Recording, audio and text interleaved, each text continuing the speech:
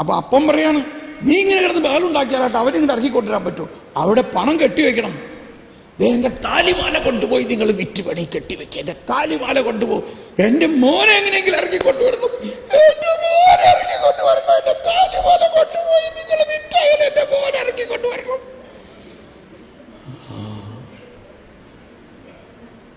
അങ്ങനെ താലിമാലയും ഉള്ള സ്വർണ്ണം എല്ലാം വിറ്റ് അവിടെ കൊണ്ടുപോയി കെട്ടിവെച്ചു. അവനെ ഇറക്കിക്കൊണ്ടുവന്നു. ഇതിനാണ് മോചനദ്രവ്യം എന്ന് പറയുന്നത്. എന്താണത്? മോചനദ്രവ്യം. ഇപ്പൊ മനസ്സിലാവുന്നുണ്ടോ? നമ്മുടെ സ്വന്തം മകനെ, അല്ലെങ്കിൽ നമ്മുടെ ഏറ്റവും സ്വന്തമായ ഒരാള് തെറ്റ് ചെയ്തു എന്നുള്ളത് ശരിയാണ്. പക്ഷേ അവന് ശിക്ഷിക്കാൻ നമുക്ക് പറ്റുന്നില്ല. ഒരമ്മയ്ക്ക് അത് ചിന്തിക്കാൻ പറ്റുന്നില്ല. അതുകൊണ്ടാണ് സുവിശേഷത്തിൽ ഏശയ്യായിൽ പറയുന്നത്, ഒരമ്മ കുഞ്ഞിനെ മറന്നാലും ഞാൻ മറക്കുകയില്ല. ഒരമ്മയ്ക്ക് ആ കുഞ്ഞിനോടുള്ള വാത്സല്യം, അവനെ എത്ര വലിയ തെറ്റ് ചെയ്താലും അവനെ ശിക്ഷിക്കാൻ അനുവദിക്കുന്നില്ല. ആ വാത്സല്യം ഒരമ്മ ഒരിക്കലും പറയില്ല, അവനവിടെ കിടക്കട്ടെ, അവനവിടെ പഠിക്കട്ടെ, അവന് ശിക്ഷ കിട്ടട്ടെ, അവനോട് ഞാൻ പല പ്രാവശ്യം പറഞ്ഞിട്ടുള്ളതാണ് ചെയ്യരുത് എന്ന് സാധാരണഗതിയിൽ ഒരമ്മയും പറയില്ല. വല്ല പോലീസുകാരെ അമ്മയാണെങ്കിലേ പറയുള്ളൂ. അപ്പോൾ ദൈവത്തിൻ്റെ ഹൃദയം അമ്മയുടെ ഹൃദയമാണ്. ചില അപ്പന്മാരിങ്ങനെ പറയും, അതുകൊണ്ടാണ് ദൈവം അപ്പനെ പോലെ ആണെങ്കിലും അമ്മയാണ് ദൈവം എപ്പോഴും ഉദാഹരണമായിട്ട് എടുക്കാറ്. അമ്മ കുഞ്ഞിനെ മാറോട് ചേർക്കുന്ന പോലെ എന്നൊക്കെ പറയാനില്ലേ. അപ്പോൾ അമ്മയുടെ ഹൃദയം, മകൻ തിന്മ ചെയ്താലും അവനെ ശിക്ഷിക്കാൻ അമ്മയുടെ ഹൃദയം അനുവദിക്കുന്നില്ല. അതാണ് ദൈവനീതി.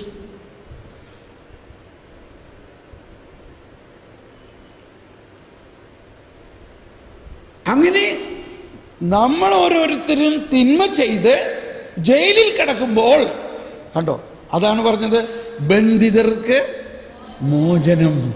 എന്തിനാണ് എന്നെ അയച്ചിരിക്കുന്നത്? ബന്ധിതർക്ക് മോചനം നൽകാൻ. ബന്ധിതർക്ക് മോചനം നൽകാനുള്ള ഒരു മോചന ദ്രവ്യമായിട്ട് എന്നെ അയച്ചിരിക്കുന്നു. അപ്പോൾ അപ്പൻ കൊണ്ടുപോയി കാശ് കെട്ടിവെച്ചു. മോചനദ്രവ്യം കെട്ടിവെച്ചപ്പോഴാണ് മകനെ പുറത്തിറക്കിയത്. എന്ന പോലെ നമ്മുടെ വലിയ അപ്പൻ, നമ്മുടെ പിതാവായ ദൈവം, നമ്മുടെ സഹോദരനായ യേശുവിനെ മോചനദ്രവ്യമായി നൽകിക്കൊണ്ട് നമുക്ക് നീതി നടത്തി തന്നു. അതാണ് ദൈവനീതി. ഇത് പാപികളെ ശിക്ഷിക്കുന്ന നീതിയാണോ? മറിച്ച് പാപിയെ ജീവൻ കൊടുത്ത് രക്ഷിക്കുന്ന നീതിയാണ്. പാപിയെ ജീവൻ കൊടുത്ത് രക്ഷിക്കുന്നു. അതാണ് ദൈവനീതി. ഈ ഈശോയുടെയും പീഡാനുഭവ സമയത്ത്, അല്ലെങ്കിൽ ഈശോ കുരിശിൽ മരിക്കപ്പെട്ട സമയത്ത് നടന്ന ഒരു സംഭവത്തെ നാടകീയമായി ഞാനൊന്ന് അവതരിപ്പിക്കാം. അന്ന് തൂക്കിക്കൊല്ലേണ്ട ഒരാൾ ജയിലിലുണ്ടായിരുന്നു. രണ്ട് കള്ളന്മാരെ യേശുവിനോടൊപ്പം തൂക്കിക്കൊന്ന പോലെ മൂന്നാമതൊരു കള്ളനുണ്ടായിരുന്നു. അവൻ ജയിലിൽ ഇങ്ങനെ സമയം പ്രതീക്ഷിച്ചിരിക്കുകയാണ്. അധികം താമസിയാതെ വരും. ആര് വരും? ആരാച്ചാരന്മാര് അവനെ കൂട്ടിക്കൊണ്ടുപോകാൻ വരും. അങ്ങനെ അവനെ കൂട്ടിക്കൊണ്ട് കുരിശിൽ തറച്ചു കൊല്ലാൻ വരും എന്ന് അവൻ നോക്കിയിരിക്കെ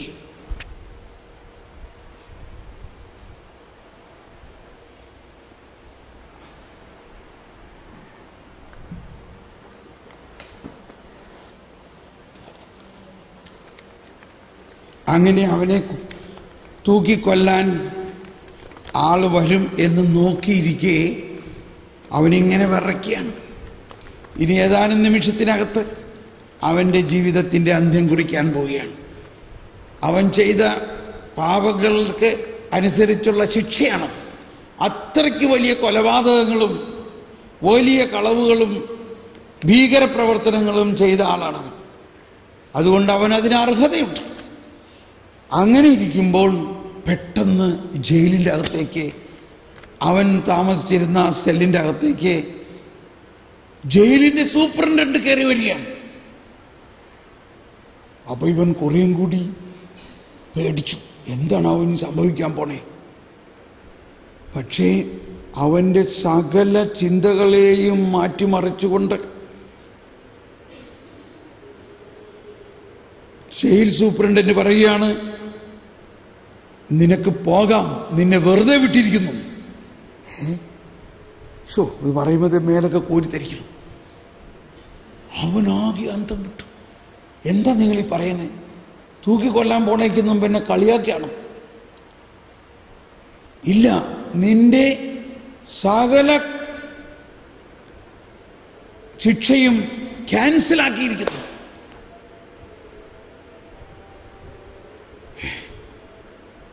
എന്താ ഈ പറയുന്നത്? ചിലപ്പോൾ ആൾ മാറിപ്പോയതായിരിക്കും സാറിന്, വേറെ ആരെങ്കിലും ആയിരിക്കാം. ഞാൻ ഇത്രയും വലിയ പാപങ്ങൾ ചെയ്തു, ഇത്ര കൊലപാതകങ്ങൾ ചെയ്തു, ഇത്ര കള്ളത്തരങ്ങൾ ചെയ്ത എൻ്റെ ശിക്ഷ എങ്ങനെ മാറും? ദാ നിന്റെ പേര് KP ബറബ്ബാസ്, 303 നമ്പർ. അതെ, അതാണ് എൻ്റെ നമ്പറും പേരും. എന്നാൽ ഇതാ നിന്റെ റിലീസ് ഓർഡർ. ശരിയാണല്ലോ.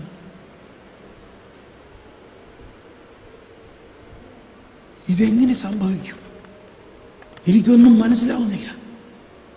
നിന്റെ കൈവിരലുകൾ ഞാൻ അഴിക്കുന്നു. ഇതാ കൈവിലങ്ങുകൾ അഴിക്കപ്പെട്ടു. നീ പുറത്തേക്ക് വരും, ഞാൻ കാണിച്ചു തരാം എങ്ങനെ ഇത് സംഭവിച്ചു.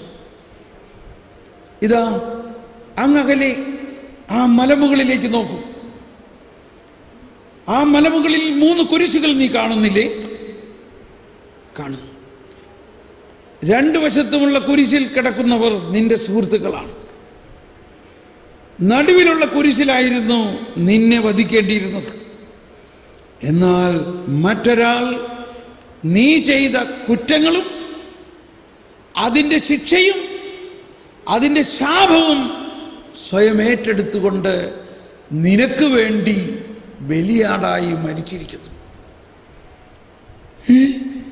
എന്റെ തിന്മ ഏറ്റെടുത്തു, എനിക്ക് വേണ്ടി മരിച്ചെന്നു, എന്റെ ശിക്ഷയും ഏറ്റെടുത്തു. അവൻ ആരാണ്? അതാണ് നസ്രായനായ യേശുക്രിസ്തു. യേശുവേ, നീ എന്താണ് എനിക്ക് ചെയ്തത്? ഞാൻ ഇതിന് അർഹനല്ല യേശുവേ. അവനങ്ങോട്ട് ഓടുകയാണ്, ആ യേശുവിലേക്ക് ഓടുകയാണ്. അവൻ ആ യേശുവിനെ കണ്ടു നോക്കി, അപ്പോഴേക്കും യേശു മരിച്ചു കഴിഞ്ഞിരിക്കുന്നു.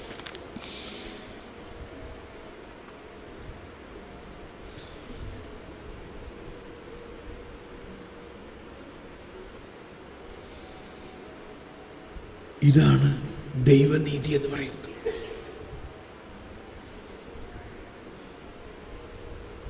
ഇതാണ് ദൈവനീതി. തെറ്റ് ചെയ്തവൻ അവൻ്റെ തെറ്റുകൾ ദൈവം ഏറ്റെടുത്തുകൊണ്ട് അവനെ മോചിപ്പിക്കുന്നു. അതാണ് വിമോചനം. അതുകൊണ്ടാണ് അതിന് സദ്വാർത്ത. ഇത് എന്നും കേട്ടിട്ടില്ലല്ലോ. ഇതൊരു സുവിശേഷമാണല്ലോ. ഇത് ഇന്നേ വരെ എങ്ങും കേട്ടിട്ടില്ലല്ലോ.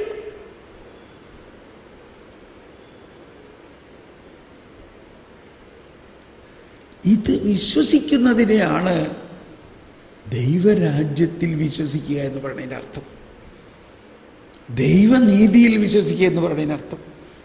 അതുകൊണ്ടാണ് ഈശോ പറഞ്ഞത്, ആദ്യം നിങ്ങൾ ദൈവരാജ്യവും അവിടുത്തെ നീതിയും അന്വേഷിക്കുക, അപ്പോൾ ബാക്കിയുള്ളതെല്ലാം നിങ്ങൾക്ക് കൂട്ടിച്ചേർക്കപ്പെടും.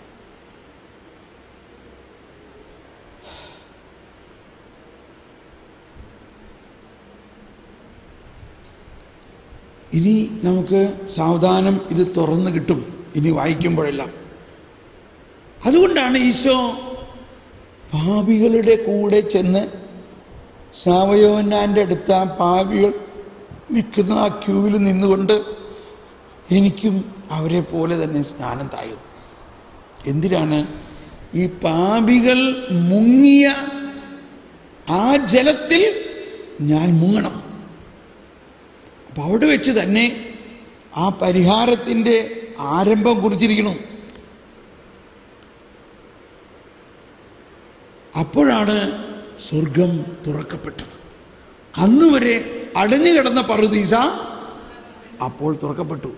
കാരണം ഈശോ മനുഷ്യൻ്റെ പാപത്തെ ഏറ്റെടുത്തത് കൊണ്ട് അവന് ജീവൻ നൽകാനുള്ള പ്രാരംഭ പ്രവർത്തനങ്ങൾ ആരംഭിച്ചു കഴിഞ്ഞു.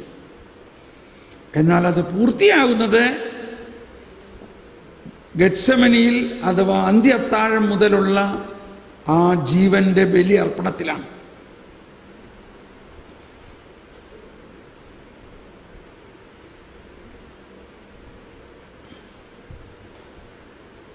ഇത് കർത്താവിൻ്റെ പ്രവൃത്തിയാണിത് നമ്മുടെ ദൃഷ്ടിയിൽ വിസ്മയാവഹമായിരിക്കുന്നു. ഈ ദൈവനീതിയെക്കുറിച്ച് അന്ന് ആർക്കും വെളിപ്പെടുത്തി കൊടുത്തിരുന്നില്ല. ഈ ദൈവനീതി വെളിപ്പെടുത്താൻ പറ്റുന്നത് ഈ രക്ഷാകര സംഭവം നടന്നതിന് ശേഷം നൽകുന്ന പരിശുദ്ധാത്മാവിലൂടെയാണ്. എന്നാൽ മുൻകൂറായി ചില സൂചനകൾ കൊടുത്തു. അതിൽ ഒരു കാര്യമാണ്, ആ പാപിനിയായ ഒരു സ്ത്രീയെ ഫരിസേയ പ്രമാണിമാർ വലിയ കല്ലെടുത്ത് കൊണ്ടുവന്നു. ഇപ്പം നമ്മൾ ആ ചിത്രത്തിൽ കണ്ട കല്ലുകളല്ല വാസ്തവം, വലിയ കല്ലാണ് എടുക്കുന്നത്. ആ ഒരു കല്ല് അവളുടെ തലയിൽ എറിഞ്ഞാൽ തല പിളരും. അങ്ങനെയാണ് അവളെ കൊല്ലണത്. ഇങ്ങനെ കുറേ കല്ല് കൊണ്ട് മേത്തിങ്ങനെ എറിഞ്ഞുകൊണ്ടല്ല, തലയിൽ ഒരു കല്ല്, വലിയൊരു ഫുട്ബോൾ സൈസിലുള്ള ഒരു കല്ല് അവളുടെ തലയിൽ എറിഞ്ഞാൽ തല പിളർന്ന് മരിക്കണം. ഇതാണ് അവരുടെ നിയമം. അപ്പൊ ഇവിടെ നമുക്ക് കാണാം ദൈവനീതി, ഫരിസേയ നീതി. ഫരിസേയരുടെ നീതി മോശയുടെ നിയമപ്രകാരം പാപം ചെയ്ത ആളെ അന്വേഷിച്ച് കണ്ടുപിടിച്ച് 2 സാക്ഷികൾ ഉണ്ടാകണം. അത് മതി അവർക്ക് ശിക്ഷ നടപ്പാക്കാൻ. ക്ഷമിക്കാനുള്ള നിയമം അവിടെ ഇല്ല. ഞാൻ നേരത്തെ പറഞ്ഞു വന്നൊന്ന് കംപ്ലീറ്റ് ആയിക്കോട്ടെ. അപ്പോൾ പ്രസിഡന്റ് ക്ഷമിച്ചു എന്ന് പറഞ്ഞില്ലേ, എന്ന പോലെ മോശയുടെ നിയമപ്രകാരം പിതാവായ ദൈവത്തിന് മാത്രമേ ക്ഷമിക്കാനുള്ള അധികാരമുള്ളൂ. അതുകൊണ്ടാണ് ഈശോ ഞാൻ നിന്റെ പാപങ്ങൾ ക്ഷമിക്കുമെന്ന് പറഞ്ഞപ്പോഴൊക്കെ ഫരിസേയരാകെ ഞെട്ടി. അവർ പറഞ്ഞു, ഇവനാരാ പാപം ക്ഷമിക്കാൻ? ഇവന് പാപം ക്ഷമിക്കാൻ അവനാരാ?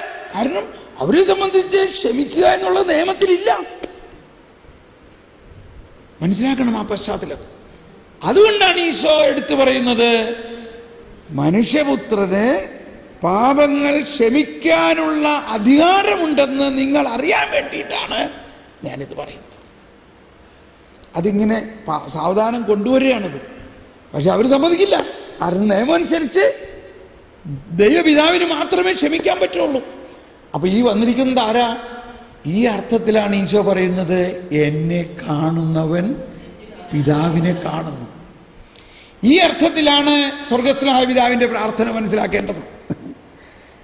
അവരാരും ദൈവത്തെ പിതാവേ എന്ന് വിളിച്ചിട്ടില്ല. അതവർക്ക് തെറ്റാണ്. പിതാവേ എന്ന് വിളിക്കാൻ പാടില്ല. എന്നാൽ ഈശോ വന്നിട്ട് പറഞ്ഞത് എന്താണ്? ദൈവം നമ്മുടെ പിതാവാണ്. എന്നിട്ട് ഈശോ അതിൽ വളരെ വളരെ പ്രധാനമായി പറയുന്നൊരു കാര്യം എന്താണ്? നിങ്ങൾ പരസ്പരം ക്ഷമിക്കണം. ഇത് നിയമത്തിലില്ല. എന്നിട്ട് സ്വർഗസ്ഥനായ പിതാവിന്റെ പ്രാർത്ഥന പഠിപ്പിച്ചു കഴിഞ്ഞിട്ട് ആദ്യം പറയാം, നിങ്ങൾ ക്ഷമിക്കുന്നത് പോലെ നിങ്ങളോടും ക്ഷമിക്കപ്പെടും. എന്നിട്ട് ഈ ക്ഷമയുടെ കാര്യം മാത്രം എടുത്തു പറയുകയാണ്. നിങ്ങൾ മറ്റുള്ളവരോട് ക്ഷമിക്കുന്നില്ലെങ്കിൽ നിങ്ങളുടെ പാപങ്ങൾ ക്ഷമിക്കപ്പെടും. അതാണ് പുതിയ നിയമം. അപ്പോൾ അന്നത്തെ യഹൂദ അല്ലെങ്കിൽ ഫരിസേയ നിയമപ്രകാരം, ഫരിസേയ നീതി പ്രകാരം ക്ഷമ എന്നതില്ല. തെറ്റ് ചെയ്യുക എന്നത് കണ്ടുപിടിച്ചാൽ ഉടനെ കൊല്ലുക, ശിക്ഷിക്കുക എന്ന നിയമം നിലവിലിരിക്കെ യേശു വന്നിട്ട് പറയുകയാണ്, നിങ്ങൾ ക്ഷമിക്കുക.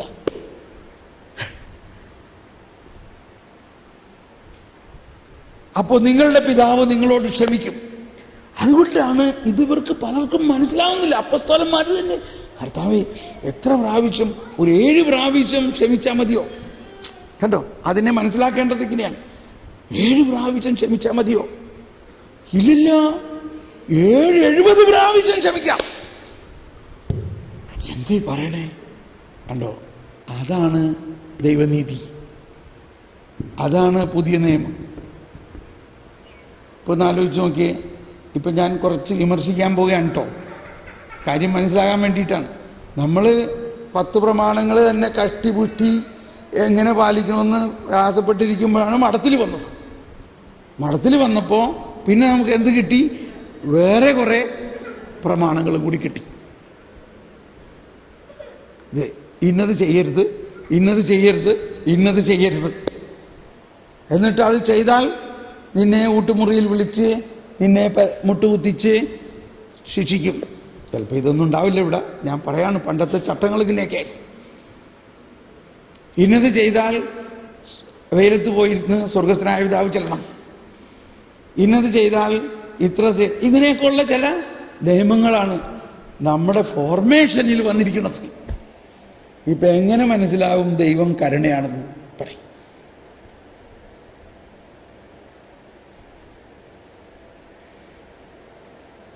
വീട്ടിലാണെങ്കിലോ അപ്പനൊരു ചൂരലും കയ്യിലെടുത്ത് പിടിച്ചുകൊണ്ടാണ് നിൽക്കണത് തന്നെ. കരുണാസമ്പന്നനായ പിതാവാണോ? നമ്മൾക്ക് നോട്ടം മുഴുവനും അപ്പൻ്റെ ചൂരലിലേക്കാണ്. അപ്പൻ്റെ മുഖത്തേക്ക് നോക്കാൻ പറ്റില്ല. ചൂരല് വീണയ്ക്ക് മുമ്പ് ഓടണം. നല്ല അടി കിട്ടുട്ടോ, ഇതേ മരിച്ചു ചെയ്താൽ. ഇങ്ങനെയാണ് നമ്മൾ വളർന്നേക്കുന്നത്. തെറ്റ് ചെയ്തവന് നല്ല ശിക്ഷ കിട്ടും. ഞാൻ നിന്നോട് പല പ്രാവശ്യം പറഞ്ഞിട്ടുള്ളതാണ്. ഈ 70 പ്രാവശ്യത്തിന്റെ വചനമൊന്നും ആർക്കും അറിയില്ല. അറിഞ്ഞാൽ തന്നെയും നടപ്പിലാവുന്നുണ്ടോ? നിന്നോട് ഞാൻ 1 പ്രാവശ്യം പറഞ്ഞു, ഇനി നീ ഇത് ചെയ്യുകയാണെങ്കിൽ പോഞ്ഞ പള്ളി പുറത്ത്, ഞാൻ വീടിന് പുറത്താക്കുന്ന ഓർത്ത്.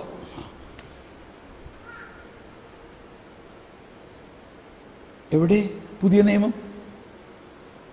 എവിടെ യേശു കൊണ്ടുവന്ന ക്ഷമയുടെ നിയമം?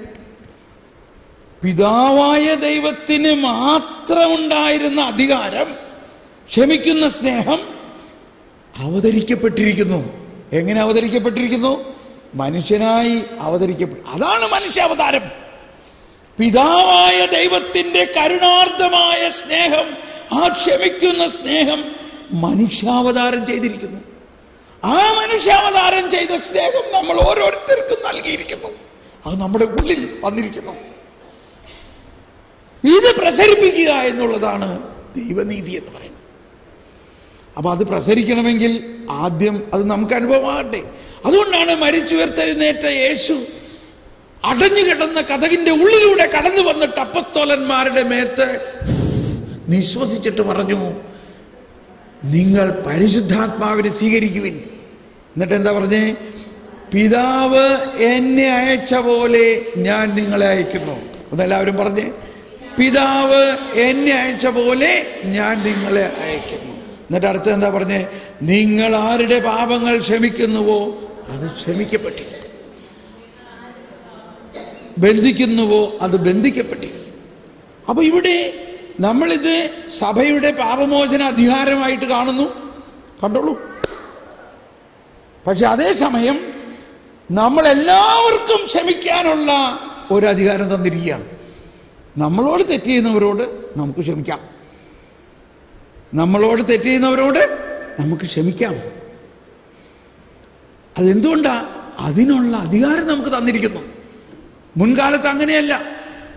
നമ്മളോട് തെറ്റ് ചെയ്യുന്നവനെ പല്ലിന് പകരം പല്ല്, തല്ലിന് പകരം തല്ല്, അതായിരുന്നു. ക്ഷമിക്കാനുള്ള അധികാരം ഉണ്ടായിരുന്നില്ല. ഇത് ദൈവപിതാവിനുണ്ടായിരുന്ന അധികാരത്തെ യേശുക്രിസ്തുവിലൂടെ പരിശുദ്ധാത്മാവിലൂടെ നമ്മൾക്ക് നൽകിക്കൊണ്ട് പറയുകയാണ്, നിനക്ക് എല്ലാം ക്ഷമിക്കാനുള്ള അധികാരം തന്നിരിക്കുന്നു. അതുകൊണ്ടാണ് നമുക്കിപ്പോൾ ക്ഷമിക്കാൻ പറ്റുന്നത് തന്നെ. പക്ഷേ വേണ്ട മാതിരി നമ്മൾ ചെയ്യുന്നില്ല. കാരണം നമ്മൾ വിചാരിക്കുന്നത് അതങ്ങനെ ക്ഷമിച്ചാൽ ശരിയാവില്ല, അവൻ രണ്ട് പഠിക്കണം. ഞാൻ പല പ്രാവശ്യം പറഞ്ഞിട്ടുള്ളതാണ്, ഇനി അങ്ങനെ ക്ഷമിക്കാൻ പറ്റില്ല. അപ്പോൾ എവിടെയാ പുതിയ നിയമം? 7 പ്രാവശ്യം ക്ഷമിച്ചാൽ പോരെ? അല്ല, 70 പ്രാവശ്യം. ഇത് നമ്മുടെ ഓരോരുത്തരുടെയും ജീവിതത്തിൽ ആകണം. അപ്പോഴാണ് നമ്മൾ ദൈവരാജ്യം നമ്മളിൽ തന്നെ വസിക്കുന്നത്. അപ്പോൾ നമ്മൾ എന്ത് പറയും? കണ്ടിട്ടും കാണാതെയും കേട്ടിട്ടും കേൾക്കാതെയും ഇരിക്കുന്നൊരവസരം വരും. ഇപ്പോൾ നമ്മുടെ കമ്മ്യൂണിറ്റിയിലാണെങ്കിലും ആ സിസ്റ്ററിനോട് പല പ്രാവശ്യം പറഞ്ഞതാണ്, പക്ഷേ അവരങ്ങനെ ചെയ്യുന്നത്. അതിപ്പോൾ ഞാൻ സ്വീകരിച്ചിരിക്കുന്നു. അപ്പോൾ ഇനി ഞാൻ ആ ഭാഗത്തേക്ക് നോക്കുന്നില്ല. പലരും അതിനെക്കുറിച്ച് കുറ്റം പറയുന്നുണ്ടെങ്കിലും അത് കേൾക്കുന്നില്ല. കാരണം കർത്താവ് ഉണ്ടല്ലോ, എന്നെ വിളിച്ച കർത്താവ് തന്നെയല്ലേ അവളെ വിളിച്ചേക്കണേ. കർത്താവ് അത് അറിയുന്നുണ്ടല്ലോ. കർത്താവേ, ഞാൻ അവളെ ആ ആയിരിക്കുന്ന അവസ്ഥയിൽ സ്വീകരിക്കുന്നു. കർത്താവേ, നമ്മൾ ദൈവരാജ്യത്തിലായി. മനസ്സിലായോ? നമ്മൾ ദൈവരാജ്യത്തിലായി. 2 ദിവസം കഴിയുമ്പോൾ കാണാം ആ സിസ്റ്ററിൽ ഭയങ്കര മാറ്റം. നമ്മൾ ഈ ചിഹ്നം വിളിച്ച് നടന്നിരുന്ന കാര്യമൊക്കെ നമ്മൾ മിണ്ടായിരിക്കുമ്പോൾ അവർ നല്ല കുട്ടിയായി കാണും.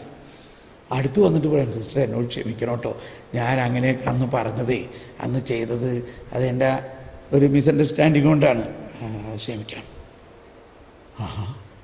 ഇപ്പോൾ നമ്മൾ വല്ലതും ചെയ്തോ? നമ്മൾ ആ സിസ്റ്ററിൻ്റെ ബലഹീനതകളോടും പാപത്തോടും കൂടി കർത്താവ് ഈശോ സ്വീകരിച്ച പോലെ നമ്മൾ സ്വീകരിച്ചപ്പോൾ കർത്താവിൻ്റെ കൃപ എല്ലായിടത്തും ഒഴുകി. ഇതാണ് ദൈവരാജ്യം. അതാണ് കോൺടെംപ്ലേറ്റീവ് വേ. നമ്മളെല്ലാത്തിൻ്റെയും പുറകെ നടന്ന് പോലീസുകാരനെ പോലെ ലാത്തിയുമായിട്ട് നടക്കുന്നതല്ല ദൈവരാജ്യം. നമ്മൾ ഓരോരുത്തരെ അവരോട് പല പ്രാവശ്യം പറഞ്ഞിട്ട് ചെയ്തില്ല, ഇനി മര്യാദയ്ക്കല്ലെങ്കിൽ വീട്ടിൽ പറഞ്ഞു വിടൂട്ടോ. അങ്ങനെയാണ് ഒരുപാട് വിളി ഇല്ലാണ്ടായി പോകുന്നത്. എന്തോരം വിളിയാണ് നഷ്ടപ്പെട്ടു പോകുന്നത്. പാവം കുട്ടികൾ കർത്താവിൻ്റെ മുന്തിരിത്തോട്ടത്തിൽ വേല ചെയ്യാൻ കുഞ്ഞൻചെത്തിമാരെ ക്ഷണിക്കുന്നു എന്ന് പറഞ്ഞ് അഡ്വർടൈസ്മെൻറ്റ് കേട്ടിട്ട് വന്നതാണ്. ഇവിടെ വന്നപ്പോഴല്ലേ ഈ മുന്തിരിത്തോട്ടത്തിൻ്റെ അവസ്ഥ, കുഞ്ഞനുജത്തിമാരോടുള്ള സ്നേഹം, എല്ലാ നിയമവും ചട്ടവും, ചട്ടം തെറ്റിച്ച ഉടനെ പണിഷ്മെൻറ്റും ഭീഷണിയും. മര്യാദയ്ക്ക് അല്ലെങ്കിൽ വീട്ടിൽ പറഞ്ഞു വിട്ടോ. അത് കേൾക്കുമ്പോൾ തന്നെ ഹൃദയത്തിൽ ഭയങ്കര വേദന.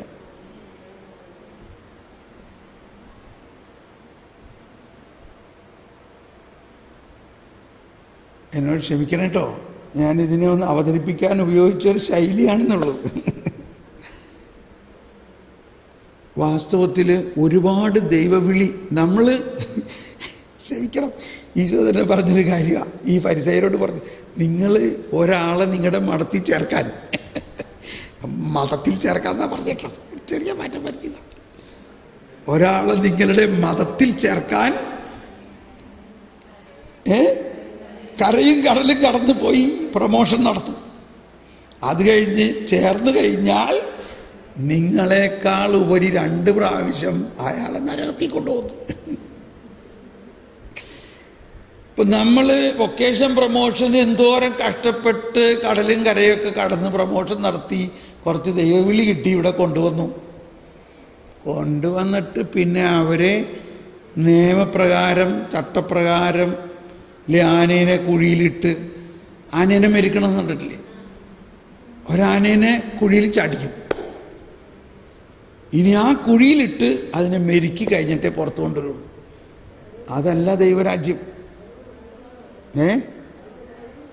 ഓക്കെ.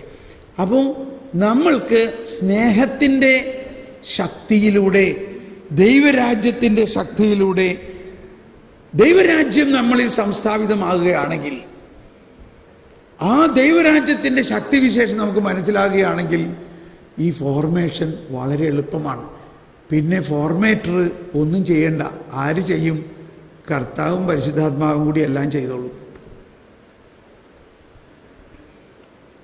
അപ്പോൾ ദൈവരാജ്യത്തിൻ്റെ ഈ ട്രാൻസ്ഫോർമേഷൻ പവർ, ഇനി പെട്ടെന്ന് നമ്മൾ ആ നിയമജ്ഞരും ഫരിസേയരും വലിയ കല്ലെടുത്തുകൊണ്ട് ഈ പാപിനിയായ സ്ത്രീയെ അവരുടെ നിയമം നടപ്പാക്കാൻ വേണ്ടി വന്നിരിക്കുന്നു.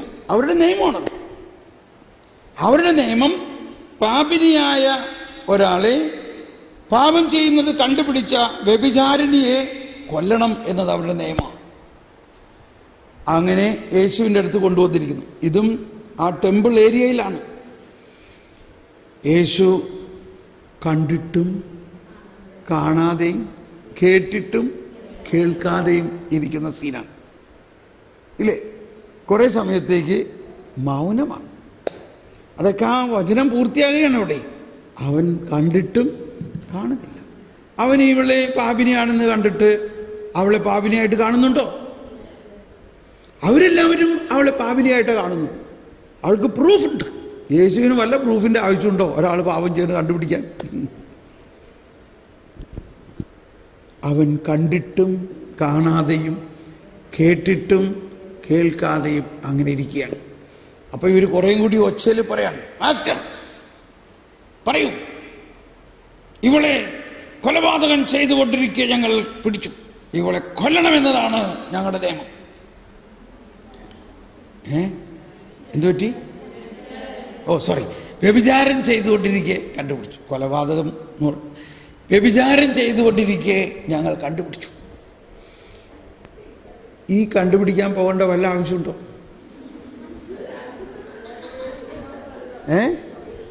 അപ്പൊ അതാണ് പഴയ നിയമത്തിൻ്റെ ഏറ്റവും ഏറ്റവും ഏറ്റവും എന്താ പറയുക, ഒരു മോശമായ വാക്ക് പറയാൻ എനിക്ക് തോന്നുന്നില്ല, ഏറ്റവും വലിയൊരു വീക്ക്നെസ് അതാണ് പഴയ നിയമത്തിലെ.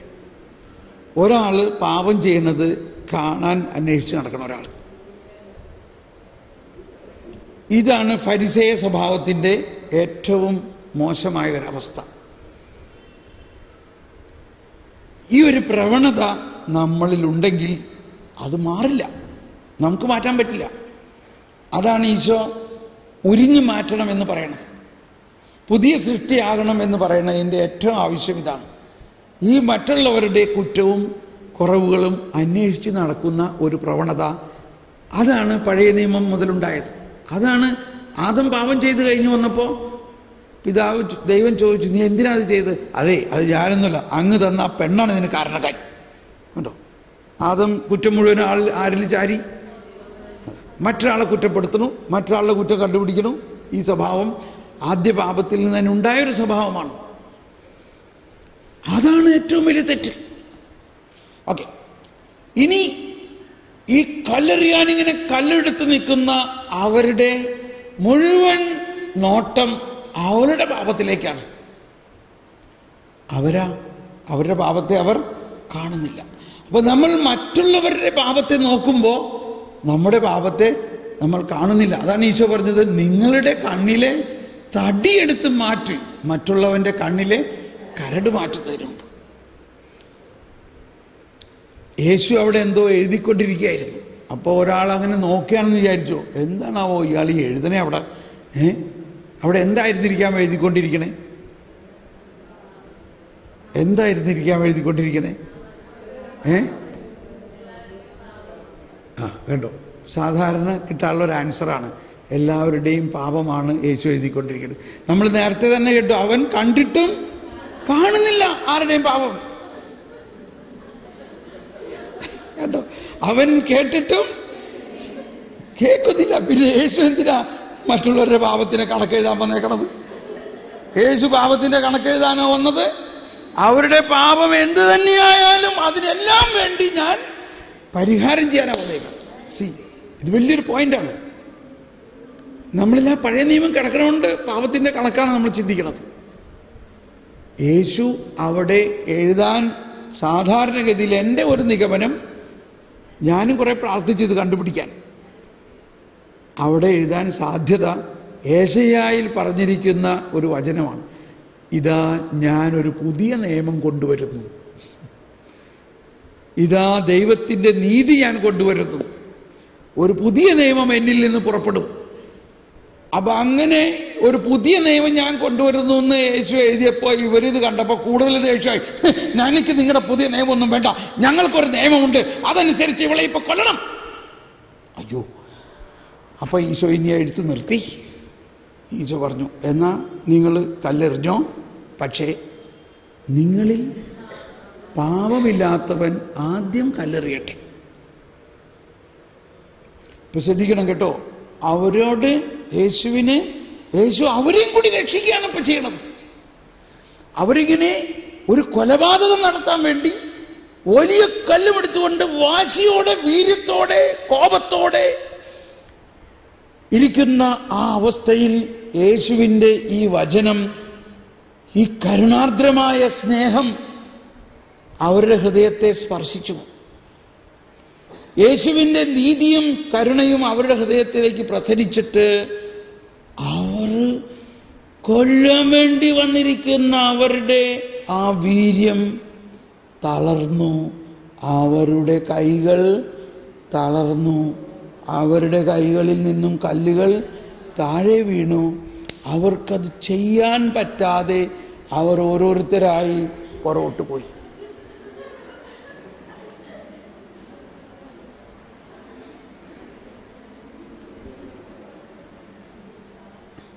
ഇതാണ് ദൈവരാജ്യം. അതായത് നമ്മൾ പാപം ചെയ്യാൻ തീരുമാനിച്ചു വന്നിരിക്കുന്ന നമ്മൾക്ക് അത് ചെയ്യാൻ പറ്റണില്ല. ഇത് നമുക്കൊക്കെ അനുഭവമായിട്ടുണ്ട്. ഇപ്പം നമ്മൾ വിചാരിച്ച് ആ സിസ്റ്ററിനെ കാണുമ്പോൾ രണ്ട് പറഞ്ഞിട്ടേ കാര്യമുള്ളൂ എന്നും പറഞ്ഞ് രണ്ട് വഴക്ക് പറയാൻ കരുതി കൂട്ടി നിൽക്കുകയാണ് നമ്മൾ. അപ്പോൾ സിസ്റ്റർ വന്നു കഴിഞ്ഞപ്പോൾ എന്നിട്ട് പറയാൻ ഞാൻ പറയണമെന്ന് വിചാരിച്ചാണ്, പിന്നെ വേണ്ടാന്ന് വിചാരിച്ചു. ഇല്ലേ, ഇങ്ങനെ ഉണ്ടാവാറില്ലേ നമുക്ക്? ഞാൻ രണ്ട് പറയണമെന്ന് വിചാരിച്ചാണ്, പിന്നെ വേണ്ടാന്ന് വിചാരിച്ചു. എന്ത് സംഭവിച്ചു? എന്തുകൊണ്ടാണ് വേണ്ടാന്ന് വിചാരിച്ചത്? ദൈവത്തിൻ്റെ കരുണ നമ്മുടെ ആത്മാവിൽ പ്രവർത്തിച്ചു. അപ്പോൾ ദൈവനീതിയുടെ മറ്റൊരു വശം, പാപം ചെയ്യാൻ വരുന്നവനെ അതിൽ നിന്നും പിന്തിരിപ്പിച്ചുകൊണ്ട് പാപം ചെയ്യാൻ പറ്റാത്ത ഒരവസ്ഥയാക്കുന്നു. അതാണ് ഈ ഉപമയുടെ ഏറ്റവും ഹൈ പോയിന്റ്. ഫരിസേയര് അവരുടെ നിയമമനുസരിച്ച് അവളെ കൊല്ലേണ്ടതാണ്, നിയമമാണ് അവർ. പക്ഷെ ആ പഴയ നിയമം ഇപ്പൊ അവസാനിച്ചു. ആ പഴയ നിയമം ഇവിടെ അവസാനിച്ചു. അതാണ് അവിടെ ആ പഴയ നിയമം അവർക്ക് പ്രാവർത്തികമാക്കാൻ പറ്റാതെ, അവർക്ക് പറ്റണില്ലെന്ന്, അവരുടെ കൈ തളർന്നു പോണു. എന്താണ് ആ പഴയ നിയമത്തിന്റെ വികലത? കൊലപാതകമാണ്. അതേ നിയമത്തിൽ തന്നെയാണ് പറഞ്ഞിരിക്കുന്നത് കൊല്ലരുതെന്ന്. അവർക്കത് ചെയ്യാൻ പറ്റും. ഇതാണ് നമ്മൾ എടുക്കേണ്ടത്. ദൈവമേ, ഞാൻ എന്തോരം വിചാരിച്ചിട്ടും ചില പാപങ്ങൾ എനിക്ക് ചെയ്യാൻ പറ്റണില്ല. പക്ഷേ എനിക്കിപ്പോൾ മനസ്സിലായി, കർത്താവേ, നിന്റെ നീതിയിൽ ആണ് ഞാനെങ്കിൽ നിന്റെ നീതി, നിന്റെ കൃപ എന്നിലേക്ക് ഒഴുകുമ്പോൾ എനിക്കത് ചെയ്യാൻ പറ്റില്ല. അതാണ്. അപ്പോൾ ഇവിടെ 4 കാര്യങ്ങളാണ്, നമുക്ക് ചായ കുടിക്കാൻ സമയമായി. 4 കാര്യങ്ങളാണ്. ഒന്ന്, ഫരിസേയ നിയമവും അല്ലെങ്കിൽ ഫരിസേയരുടെ നീതിയും ദൈവനീതിയും കൃത്യമായിട്ട് ഇവിടെ നമുക്ക് മനസ്സിലാകുന്നു, ഇല്ലേ? ഫരിസേയരുടെ നീതി പാപിയെ കല്ലെറിഞ്ഞ് കൊല്ലുക എന്നതാണെങ്കിൽ, യേശുവിൻ്റെ നീതി അവരോട് ക്ഷമിക്കുകയും പാപത്തിൻ്റെ പരിണതഫല, പാപവും പാപത്തിൻ്റെ ശിക്ഷയും ഏറ്റെടുക്കുന്നതാണ്. രണ്ടാമത്തെ കാര്യം, ഫരിസേയരെ പോലും യേശു പുതിയ സൃഷ്ടിയാകുന്ന മാനസാന്തര അനുഭവത്തിലേക്ക് കൊണ്ടുവന്നു ഫരിസേയരെ. 3, അവളോട് പറയുകയാണ്, എന്താ അവളോട് പറയുന്നത്? മകളെ, അവർ ആരും നിന്നെ വിധിച്ചില്ലേ? ഇല്ല കർത്താവേ, ഞാനും നിന്നെ വിധിക്കുന്നില്ല. അതാണ് അവിടുത്തെ കരുണ. മേലിൽ പാപം ചെയ്യരുത്, സമാധാനമായി പോവുക എന്ന് പറയുമ്പോൾ അത് വേറൊരു കൽപ്പനയല്ല കൊടുക്കുന്നത്. അവൾക്ക് മേലിൽ പാപം ചെയ്യാതിരിക്കത്തക്ക വിധത്തിലുള്ള കൃപ കൊടുക്കുകയാണ് അവൾക്ക്. കൃപ ഇത് ശരിക്കും അനുഭവിക്കേണ്ട ഒരു കാര്യമാണ്. നമ്മൾ ചെയ്തുകൊണ്ടിരുന്നൊരു പാപം ഈ യേശുവിൻ്റെ ഈ നീതിയിൽ വിശ്വസിക്കുമ്പോൾ നമുക്ക് ചെയ്യാൻ പറ്റില്ല. നമുക്ക് ചെയ്യാൻ പറ്റില്ല.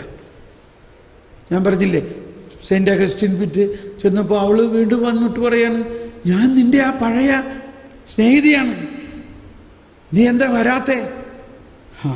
പക്ഷേ ഞാൻ ആ പഴയ അഗസ്തീനോസ് അല്ല, ഞാൻ ആ പഴയ അഗസ്തി അല്ല. എന്തുകൊണ്ട്? എനിക്ക് പണ്ട് ചെയ്തിരുന്നത് ഇപ്പോൾ എനിക്ക് ചെയ്യാൻ പറ്റുന്നില്ല. എന്തുകൊണ്ട്? ഞാൻ ക്രിസ്തുവിൻ്റെ നീതി എന്നെ അതിന് അനുവദിക്കുന്നില്ല, എന്നിൽ അനുഭവമായിരിക്കുന്നു. അതാണ് ദൈവനീതി. ഇനി അടുത്ത ഒരു പോയിന്റ്, ഇതൊക്കെ ആണെങ്കിലും മനുഷ്യരെ അവളെ കല്ലെറിയും. അതായത് ദൈവം ശിക്ഷിക്കുന്നില്ലെങ്കിലും മനുഷ്യൻ ശിക്ഷിക്കാൻ ശ്രമിക്കുന്ന ആ മനുഷ്യരുടെ അവഹേളനത്തിൽ നിന്ന് പോലും ദൈവം അവളെ രക്ഷിച്ചിരിക്കുന്നു. നമുക്ക് കണ്ണടച്ച് കർത്താവിന് നന്ദി പറയാം. ദൈവമേ, ഈ ദൈവനീതിയെക്കുറിച്ച് ഞങ്ങൾക്ക് കൂടുതൽ ഉൾക്കാഴ്ച നൽകണമേ. ഇതിനെക്കുറിച്ചുള്ള ദൈവിക രഹസ്യങ്ങൾ വിശ്വാസത്തിലൂടെയുള്ള ഈ നീതീകരണം, ഓ പരിശുദ്ധാത്മാവേ,